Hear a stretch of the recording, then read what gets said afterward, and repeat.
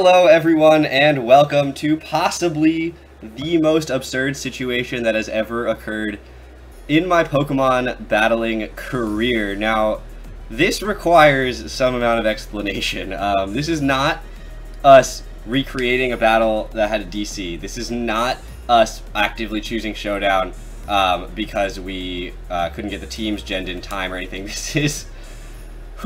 This is a battle, everybody, that took place last night.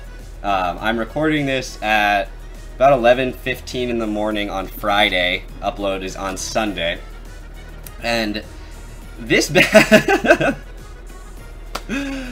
Oh, okay, so the context for this, for those who are curious, and I know there are some of you who are curious, those in my, those that were with me yesterday, those that were in my front office, I know you guys are curious as to how this exactly came about. So let me try to give you a quick rundown of what happened before we get started with this battle.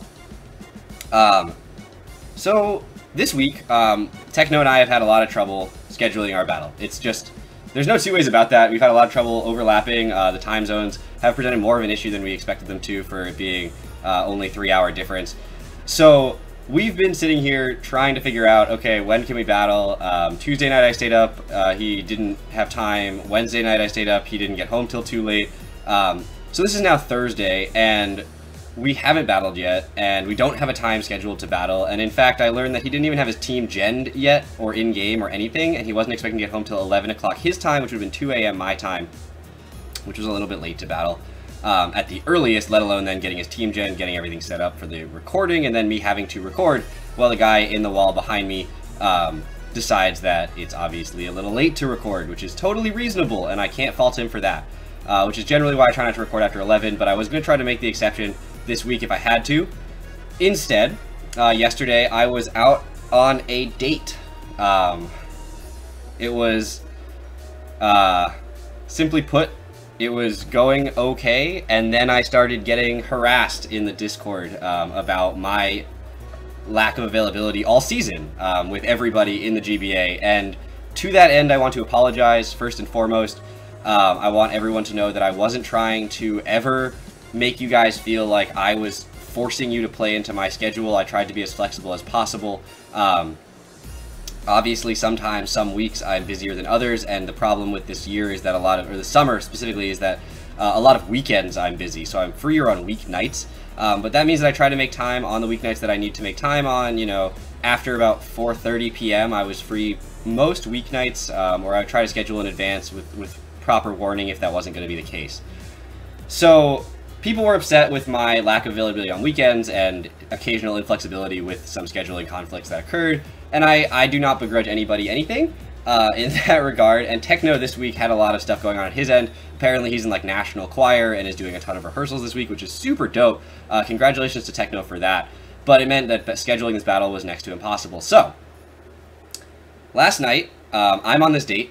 I start getting harassed in the Discord about my lack of availability. People tell me to post my DMs with Techno to prove that I had actually messaged him and contacted him about things. So I did, and then they started nitpicking what I had said and the tone that I was using and everything. So I ended up, Techno wasn't even there at the time, and I ended up just getting, you know, attacked from all sides. And it was what it was. My date was not happy. I was not happy. But then Techno showed up, and everyone's like, you two should battle right now. And Techno's like, I'm really not free. And I was like, I'm definitely not free. And everyone's like, you two are both on Discord right now. That means you're free battle. So we said, okay. And we did. And this is what happens when you get Goldoa Dragon playing no calcs. I'm on my phone for this battle. The recording is obviously on my computer, but the battle itself took place on my phone. At an ice cream parlor on a date on Showdown. My first ever league battle on Showdown. So, welcome everyone to what has become possibly the most ridiculous series of events to lead to a battle of all time. I don't think Techno is in the best place either, but we are going to get started. So the team that we see him bringing is Kyurem, Aerodactyl, Azumarill, Nidoking, Jirachi, and Persian. I think it's exactly the same team he brought last time, with Kyurem replacing whatever it was he had last time. Honestly, my commentary today is going to be all over the place. I'm just trying to get this out and recorded for you guys. because I am leaving at noon, and I don't even know how I'm going to edit this in time. But so that's the team we see. I see a lot of things that I was afraid of last time. Obviously, Scarf Alolan Persian is a threat. Azumarill is a big problem if he does decide to go offensive. Jirachi with that Drain Punch, obviously I've got to keep that in mind this time. And Kyurem Black's a big threat. So on my side, I decided that I was going to lead with Vikavolt. I felt like it was pretty safe against a possible Jirachi lead, a possible Nidoking lead, since I am Assault Vested. And that's where I was going to go, kind of see and scout what he was going to do. He actually led with the Azumarill, and he goes straight for the Play Rough. How do I pause this? Can I pause this? I don't know. Guys, we're going to do this. We're doing this live. Hold on. Hold on. This is too large. That's not what I meant to do. Yeah, okay. Pause. Hold on. Okay. Whoa, whoa, whoa. Alright. You guys are getting... I don't have time to re-record, so you guys are getting this recording, whatever happens. I don't know what I'm doing on Showdown to, like, make things happen. That's too fast. We're going to slow things down a little bit. Go back to normal. So yeah, he leads with his Azumarill. I lead with my Vikavolt, and... at this point, I was like, alright, well, if he goes to Nidoking, that's fine. I don't mind. This is actually designed to counter the Nidoking pretty well. So I don't mind if he does, but I do want to Volt Switch, because if he doesn't go into the Nidoking, this is probably not the thing I want in on whatever he has. So he's going to go for the Play Rough right off the bat, as you saw already once, as I get my Volt Switch off. And we see the Wakan Berry, which is fine, because it's activated, it's gone. And I'm just going to go straight out to Haxorus at this point, saying, okay, I outspeed you. We know you had the Wakan Berry, not a Scarf or anything like that. Aqua Jet's going to do nothing. So let me just safely click Poison Jab. It'll kill. Yes, he has the opportunity to go into Jirachi here. That wasn't really a big concern in my mind. And mind you, just a reminder here, I'm playing on my phone, which means that I actually can't see his moves, like the reminders of his moves or PP or anything like that. I had to switch back and forth between chat and battle. Like, I only had the one at a time. I can't do any calcs or anything, so it all has to be going from memory. So part of me is like, do I want to go for the Earthquake, predicting the Jirachi to come in? But no, a Play Rough from this thing would be more detrimental than the Jirachi switch in. So I'm just going to go for the Poison Jab as he goes into Jirachi, and we see that it doesn't hit it, which is totally fine. Gives me a chance to switch out into my Lodic. He actually reveals that he has Body Slam this time, and immediately gets a Paralysis. So, so he's going to get that Paralysis on the Body Slam, which is fine. I was going to be Flame Orb anyway, so, like, whatever. Like, I'm slow. I'm also getting sick, because I've been up till, like, 1 o'clock in the morning all week. But, it's good. We're going to be slow, but it really doesn't matter since my team is actually a Trick Room team, and I don't really care so much about being slow. And so then we see him set up his Stealth Rock, so I'm like, okay, I'm getting some information about this Jirachi set, and he really can't do anything to me anymore, so he gets his rocks up, and then I see that it does, like, nothing, and if he gets up a Substitute, then I have a big problem. But it burns the Scald, so that's actually perfect. He goes for a U-turn and right out into his Azumarill, which, again, that's 3 out of his 4 moves, and if his last one's not Drain Punch, then he really doesn't do anything to Bisharp, except potentially Paralyze, which, again, I'm not super worried about, although Bisharp is a Rock Polish set, so I don't love the idea of that. But my Lodic should be able to handle most of his team. Now, I get the Azumarill under 50%, meaning it can't go for a Belly Drum at this point. So let me just click Toxic on it as he goes for the Play Rough. And he's going to switch out into the Kyurem. I've got hair or something on my tongue. Okay, so he goes out into the Kyurem as I go for the Recover. At this point, I say, let me just sack off my Vikavolt to the Kyurem, try to scout, are you Choice Scarfed? What is your item, Kyurem? Like, and otherwise, just going out into the Vikavolt gives me the free switch in to Gardevoir afterwards, which can bluff the Scarf, and otherwise just be a pretty good nuisance to his team. So I figured Vikavolt didn't really do what I wanted it to do, but it's okay. It isn't the end of the world. He goes for a Fusion Bolt. It actually doesn't kill, but we see that he's Life Orbed, and so he's going to be able to switch up his move, go for the Ice Beam, and take a little bit of Life Orb recoil, which, again, not a big deal. So I'm going to go, but it does say that he's not Scarfed, so I could have gone out into my Haxorus here, but Haxorus doesn't Oko a Kyurem with Dragon Claw from this range, so it wasn't the safest bet of all time. So I wanted to go into Gardevoir, bluff that I'm Scarfed. If he decided that, you know, he was going to stay in and bait that, or take that bait and take the Moonblast, I would have been very surprised.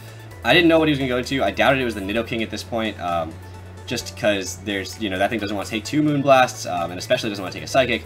Now, also, if you're going to notice on the side, he kept leaving and joining, so these turns, which are fast on the replay, were not fast in real life. So I'm literally sitting in an ice cream parlor right now, staring at my phone, waiting, for, like, minutes at a time. So that's fun, but that's also not super relevant to the battle itself.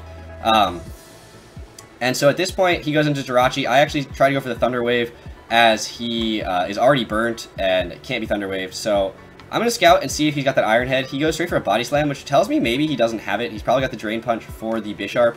And then he showed me Zen Headbutt. So now we have the whole Jirachi moveset. The problem was, where I was sitting, what I was thinking about and doing, I didn't have access to seeing his moves, and I wasn't taking notes and writing anything down. So I forgot that we'd seen his entire moveset. So I actually continued to play as if he could still have Iron Head or Drain Punch for a little while. Eventually I did figure it out, but for a little while at this point I do play like that, which is why I go into the Milotic here instead of straight into the Bisharp, which would have been the safe play once I knew that he had Zen Headbutt.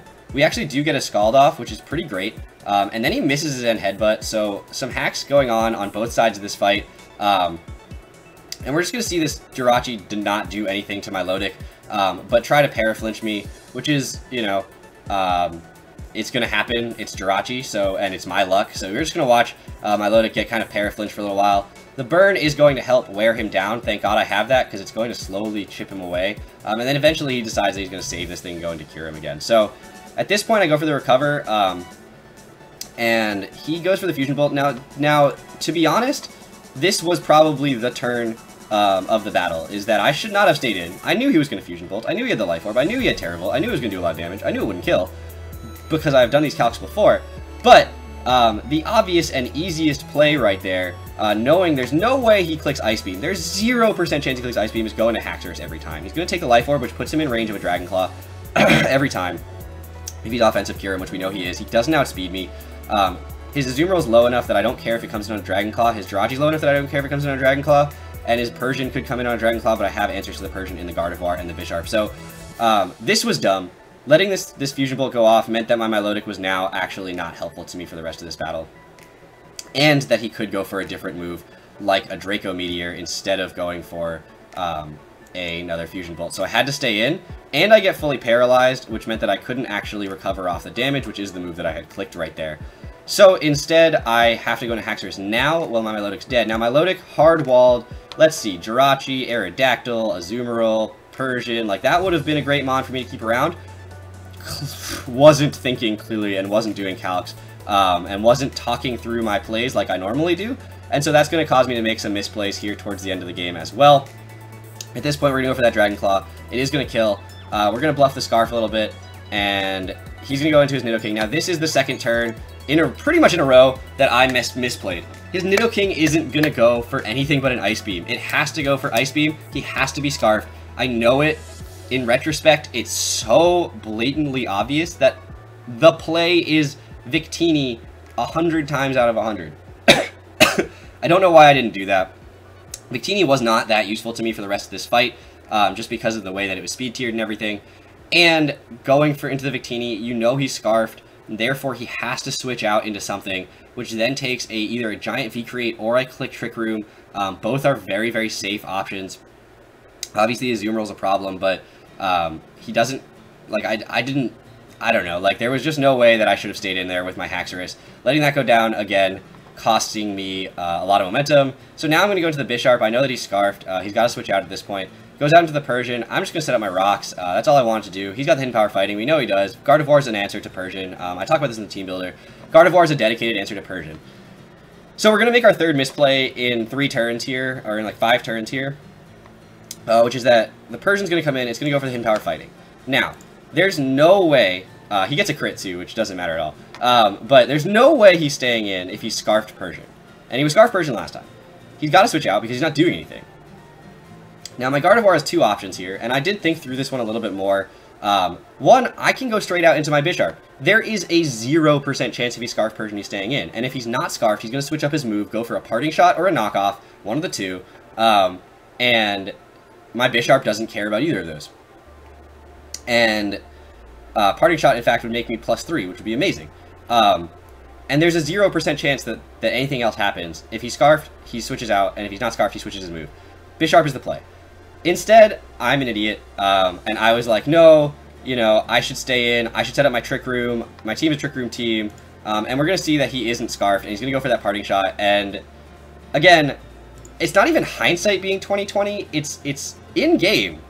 Like, it's that I didn't have sight at the time at all. I was trying to pay attention to conversation that was happening across the table from me. I was literally sitting at a windowsill on a bench, battling on my phone at like whatever time it was, 9:30 at night. Super weird scenario, and so clearly not in my best mental state. So, so my Gardevoir's in here, and he brings in his Jirachi, which I don't really care about because I'm going to set up the Trick Room. He's going to take Stealth Rocks, he's going to take Burn, Moonblast is going to kill, and so we're just going to let this thing die. And I do actually have the Fur Coat, and this ended up playing a little bit of a role here as he brings in his Azumarill, and I'm like, oh, I could switch out. Azumarill really scary. I knew it was when I was setting the Trick Room up because it undersped my team, but I have the Fur Coat, so I'm like, oh, I don't really care. He can go for the Waterfall or the Play Rough. As long as it doesn't flinch me, I don't really mind it. So he's actually going to go for the Waterfall here. He is going to underspeed me. We don't flinch. We get the Moonblast off, and Azumarill goes down. So now I'm saying, okay, Gardevoir is a great answer to the rest of his team. Gardevoir handles everything as long as it has this Fur Coat, and it's really necessary for me to keep against the Persian. Now, this is where not having calcs came into play, because I did not calc two things that were really important here. One, I did a mock battle against a Pursuit Aerodactyl. So I knew that that was an option for him to have. I do have Fur Coat. So I didn't calc how much a Pursuit was going to do, but I was afraid that it was going to kill if I switched out. Second, I didn't calc how much a Moonblast would do to the Aerodactyl, and if it was a 2-hit KO with 2 turns left of Trick Room. Because I needed to know that information in order to know what the best play was, and I couldn't do that. So he Mega Evolves. I decide to stay in and risk it. Now we see, I do 33% to his Aerodactyl. That's not a 2-hit KO. So there is no percent chance that I should have stayed in with my Gardevoir. Second, he's going to go for that Pursuit, and it's not going to do half, meaning that I could have switched out and switched in again to Stealth Rocks. Now he's going to outspeed me with both of his remaining Pokemon, but even having Gardevoir as death fodder would have been preferred, and the one turn of Trick Room left meant that my Bisharp could have come in completely safely there and gone for an Iron Head on something on his team, which would have been absolutely amazing, or possibly going for a Rock Polish, which would have allowed it to outspeed his team for the last turn of Trick Room. I have the Shuka Berry for the Aerodactyl, going for an Earthquake or something, so there was no reason I should stay in there. But at this point, Gardevoir can't switch out, because if he does click Pursuit, then I get nothing out of it. So I'm actually going to click Thunder Wave with this last turn of Trick Room to try to hopefully get a Para. I don't get the Para, he gets the Aerial Ace off, which is okay. Victini's going to come in here, and I have another choice. Do I set up another Trick Room, hoping he gets paralyzed, because the Stone Edge obviously kills me. Do I set up another Trick Room, hoping he'll get paralyzed, or do I just go for the attack, because I'm going to outspeed him right now? Trick Room is probably my answer. It's my play. I had to bank on him getting fully paralyzed, or getting missing the Stone Edge, but I go for the Bolt Strike, because again, I was like, I want to kill what's in front of me. Reveal that we're Life Orb, which means we're not Scarfed, which means that Nidoking can come in and go for Earth Power and win him the game. Now, I was saying, okay, I don't actually know the speed. I didn't have the ability to like scroll over my Bisharp and see what speed it was at, so I had to try to do it from memory. And I thought, and I didn't know what speed his Nidoking could reach without the Scarf, so I couldn't do the math to figure out if Scarf Nidoking would outspeed my Bisharp. I also couldn't do the calc to see if Knockoff would straight kill a Nidoking. So I was like, I'll take this risk. Let me go for the Rock Polish. I will take one Earth Power. Let me go for the Rock Polish, and if I outspeed, then I at least have a chance with Iron Head flinches to win the game. I don't outspeed, but I had no idea. So that's the game. I've talked to Tom. I'm pretty sure this game counts for the record because it was a battle against Techno using our teams. I don't think either of us were really in the best place mentally to have this battle. And so, wow. That's a battle. I want to come out maybe next weekend with another video for you guys. Obviously, it won't be my battle against Zazo because I think I'm out.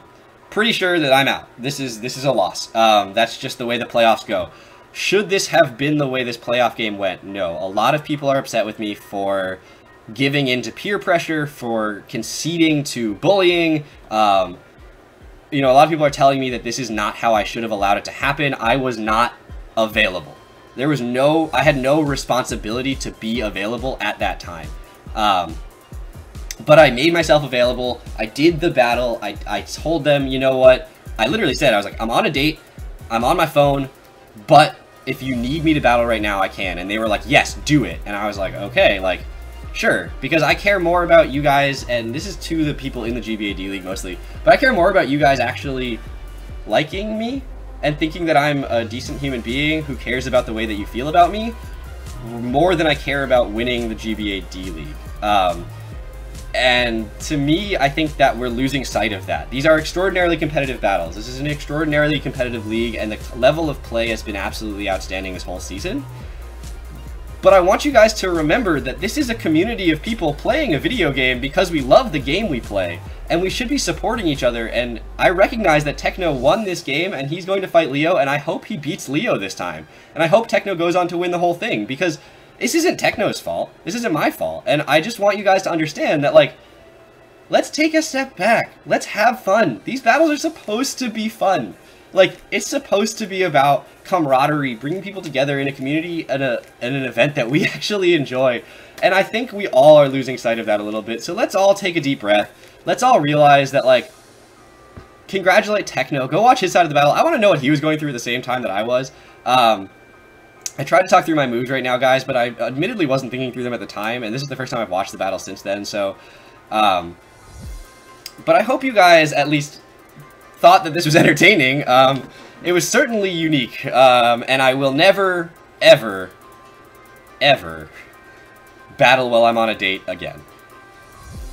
But there's a happy ending to the story, is that in 20 minutes, I am going on a second date makeup date with her, so I can't be late for that. So I have to make sure that I am done with this recording at that point. But thank you all for watching. Thank you all for supporting the New York Empoleon. I know this is not how we want it to go out. I think I had the answers to his team. I think if I was playing more slowly and methodically, that this game would have gone entirely differently. Even in my mock battles, my front office recognized that every time I played quickly and without thinking, I lost. And every time I played slowly and carefully and thought through my moves and talked it out, I won. Couldn't do that in an ice cream parlor surrounded by people who thought I was already a freak, like ignoring my date. I just couldn't do that. So it is what it is. I hope you guys enjoyed. I hope that the council for the GBA main league does not think, oh, well, you know, this shows that you perform poorly under pressure and you choke when the moment comes, and whatever else you could think from this battle. But if they don't accept me to the GBA D-League or main league next season, I'm still going to be in the IVL, the ICBA, the TTM Summer Showdown, the potentially Surge bracket in the TTM. I've got stuff coming up, guys. I've got plenty of leagues. The TBL's coming back in the winter, so there's plenty of leagues content coming up. It's one battle at the end of the day. I don't really know what to say about it. I'm just... I hope everyone had a great time. I'm going to come out with a video thanking individual people in the next week or so, so keep an eye out for that. I will see you guys with a draft analysis video in a couple weeks for the IBL. That draft just concluded. Or the draft is on, I don't remember what the draft is. Whatever. There's a stream for that. Link might be in the description below. It might not. I don't know what I'm going to do with this video. Anyway, I will see you guys at some point in the future with more stuff, doing something with the internet. For now, I'm going to go make this second date happen, and I am going to ignore my phone, ignore Discord, and not think about Pokemon for a little while. So, thank you all so much for watching. Take care, everybody.